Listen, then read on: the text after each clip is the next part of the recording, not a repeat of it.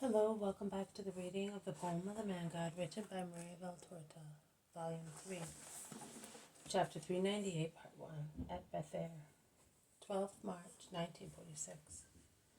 Jesus, followed by the zealot, who is leading by the reins the little donkey on which Eliza is riding, knocks at the door of the keeper at Bether. They have not taken the same road as the last time, and they have arrived at Joanna's estate from the village spread on the western slopes of the mountain on which the castle rises.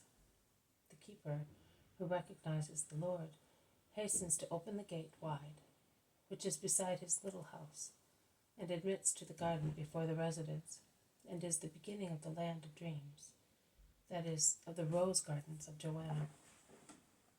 A strong scent of fresh roses and of attar of roses stagnates in the warm air at twilight, and when the first evening breeze blows from the east, causing the rose bushes to undulate, the scent becomes stronger, fresher, and more genuine, because it comes from the hillocks planted with rosaries, and it overwhelms the heavy smell of the essence coming from a low, wide shed placed against the western wall of the estate.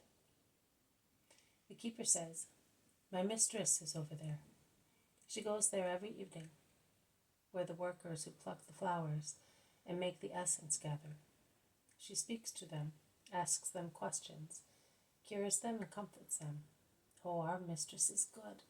She has always been, but since she has been your disciple, I will call her now.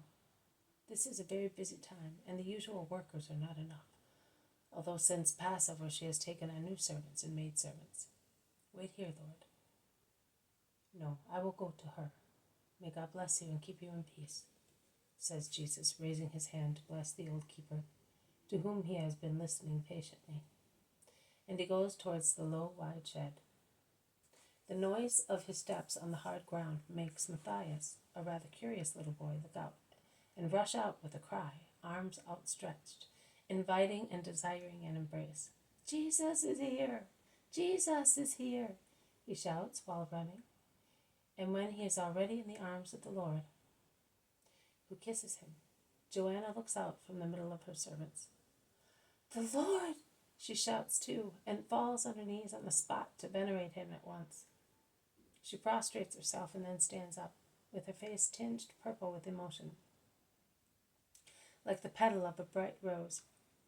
She then moves towards Jesus, and she stoops to kiss his feet. "Peace to you, Joanna. Did you want me? I have come." "Yes, I wanted you, Lord." Joanna turns pale and grave. Jesus notices it. "Stand up, Joanna. Is Chusa well?" "Yes, my Lord." "And little Mary, whom I do not see here?" "Also, Lord." "She has gone with Esther to take some medicines to a servant who is ill." "Is that why you called me?" "No, Lord. It was for you." Joanna clearly does not want to speak in the presence of all the people who have crowded round them. Jesus understands and says, "All right, let us go and see your rosaries." "You must be tired, Lord. You will have to eat. You must be thirsty." "No." During the hot hours, we stopped in the house of disciples of the shepherds. "I am not tired."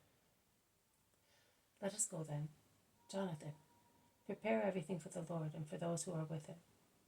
Come down, Matthias," she orders the steward, who is standing respectfully beside her, and the little boy, who has cuddled in Jesus' arms, resting his dark-haired head in the hollow of Jesus' neck, like a little dove under its father's wing. The boy sighs heavily, but he hastens to obey.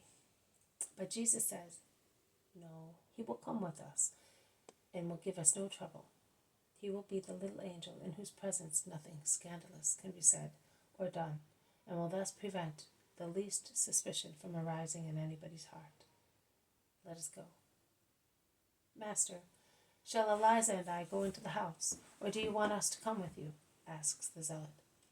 "You may go." Joanna leads Jesus along the wide avenue, which divides the garden towards the rosaries that climb up and down the opposite slopes of her flowery estate. And she proceeds further as if she wished to stand aloof where there are only rose bushes, trees, and little birds among the branches, in their last quarrels to find a place where to sleep, or preparing their nestlings for the night. The roses, which this evening are closed buds and will open tomorrow and be cut with shears, smell sweetly before resting in the dew. They stop in a little valley between two undulations of the ground, where festoons of flesh-colored roses smile on one side, and roses as red as congealed blood on the other. There is a rock that is used as a seat, or as a table, on which gatherers place their baskets.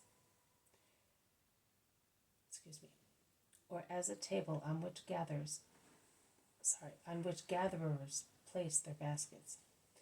Shriveled roses and petals lying among the grass and on the rock witness the day's work.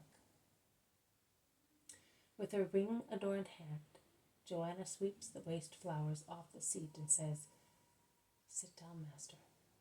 I have quite a lot to tell you." This has been a reading from the Poem of the Man God, written by Maria Valtorta, Volume 3, Chapter 398, Part 1, at Bether.